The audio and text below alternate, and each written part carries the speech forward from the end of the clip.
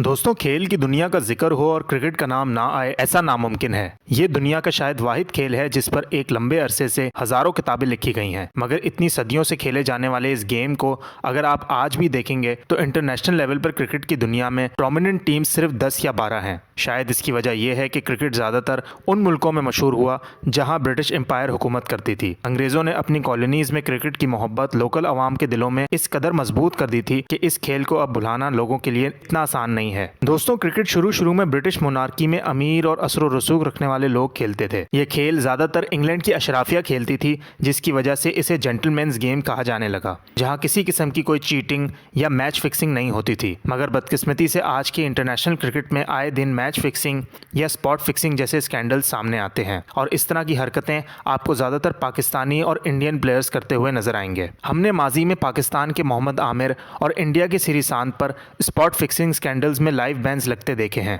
मगर सवाल ये पैदा होता है कि क्रिकेट जैसे जेंटलमैन्स गेम में स्पॉट फिक्सिंग या मैच फिक्सिंग की ज़रूरत क्यों होती है। इस बात को जानने के लिए हमें थोड़ा सब कॉन्टिनेंट की क्रिकेट हिस्ट्री में जाना पड़ेगा। दोस्तों, पिछले 20 सालों में क्रिकेट का खेल सब कॉन्टिनेंट में खेल के बजाय एक जंग की शक्ल इख्तियार कर चुका है। खास तौर पर हिंदुस्तान के क्रिकेट फैंस तो बिल्कुल भी अपनी टीम को हारते हुए नहीं देख सकते, स्पेशली अगर मुकाबला पाकिस्तान से हो। माजी में हमने ऐसे इंसिडेंट्स होते देखे हैं कि जब इंडिया पाकिस्तान से कोई इंपॉर्टेंट मैच हारता था तो उसका गुस्सा हिंदुस्तानी अपने मुल्क के मुसलमानों पर निकालना शुरू कर देते थे या कश्मीर के मुसलमानों पर इंडियन आर्मी लाठीचार्ज करती थी। और यही नहीं बल्कि इंडियन अवाम ने कई बार अपने क्रिकेटर्स को भी मैच हारने पर नहीं बख्शा। 2007 में जब टीम इंडिया वर्ल्ड कप के पहले राउंड में ही नॉकआउट होकर घर वापस आ गई थी, तब वहां के लोगों ने MS धोनी का घर जला दिया था। 2021 में जब इंडिया पाकिस्तान से T20 कप का पूल मैच 10 विकेटों से हारा, तब विराट कोहली और मोहम्मद शमी को इंडियंस से सोशल मीडिया पर बहुत बुरी बातें सुनने को मिली। इन तमाम प्रेशर्स की वजह से इंडियन क्रिकेट बोर्ड ने ये समझ लिया कि अगर अवाम का गुस्सा ठंडा करना है तो एक ऐसी स्ट्रेटेजी बनानी होगी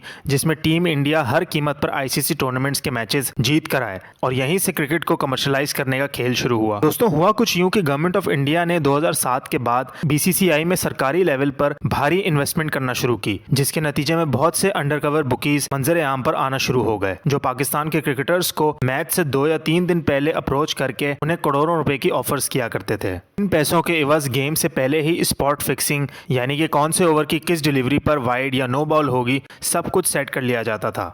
पाकिस्तानी क्रिकेट टीम की सैलरीज और फंड्स उतने ल्यूक्रेटिव नहीं थे जितना पैसा BCCI से उन्हें मिल सकता था। दूसरी बात यह कि ICC को 70% इंडियंस ने कंट्रोल किया हुआ था, इसलिए वहां से लाइव बैन्स की धमकियां मिलने की वजह से पाकिस्तानी क्रिकेटर्स को इन बुकीज की बात मजबूरन मानना पड़ती थी। पाकिस्तानी क्रिकेटर्स इस लालच में आकर अच्छा पैसा भी बना लेते थे और इंडियन अवाम भी मैच जीतने की वजह से खुश रहती थी। दोस्तों, आपको याद होगा कि कुछ अरसे पहले शाहिद आफरीदी ने एक मीडिया चैनल पर बताया था कि 2011 के वर्ल्ड कप में सेमीफाइनल मैच फिक्स था। जब हमने 2011 का वर्ल्ड कप देखा था, उस वक्त 9 करोड़ के सट्टे की खबरें मीडिया में आई थीं, जिसमें अकमल ब्रदर्स का बहुत बड़ा हाथ था। 2011 का वर्ल्ड कप हुआ ही इंडिया में था, लिहाजा इंडियंस को अपने मुल्क में पाकिस्तान के हाथों शिकस्त किसी सूरत काबिल कबूल नहीं थी। अगर पाकिस्तान के गरीब क्रिकेटर्स को 10-15 करोड़ रुपए देकर मैच हारने की डील सेट कर ली जाए तो ये हिंदुस्तान के लिए आटे में नमक के बराबर है। इससे कई गुना ज्यादा पैसा इंडियंस अपने मुल्क में क्रिकेटिंग टूर्नामेंट्स करवाकर कमा लेते हैं और ब्रॉडकास्टिंग राइट्स की इजाफी आमदनी से इंडियन स्पोर्ट्स चैनल्स को करोड़ों रुपए का प्रॉफिट होता है। आप सिर्फ IPL की मिसाल ही ले लें, जहां 2023 में इंडिया ने 10,000 करोड़ का रेवेन्यू कलेक्ट किया। तो इंटरनेशनल इवेंट्स में मैच फिक्सिंग या स्पॉट फिक्सिंग करके इंडियंस कितना पैसा कमा लेते होंगे, स्पेशली अगर मैचेस इंडिया में रखे जाएं। जहां तक बात है पाकिस्तान की, तो ये बात सब जानते हैं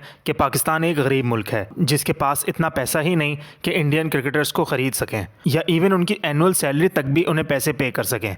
तो मैच फिक्सिंग करना तो बहुत दूर की बात है। दोस्तों, अगर आपको हमारी ये वीडियो अच्छी लगी हो तो लाइक, शेयर और सब्सक्राइब कर दें और हमारे इंस्टाग्राम अकाउंट को फॉलो करें। हम आपके लिए ऐसी ही इन्फॉर्मेटिव वीडियोज़ लाते रहेंगे।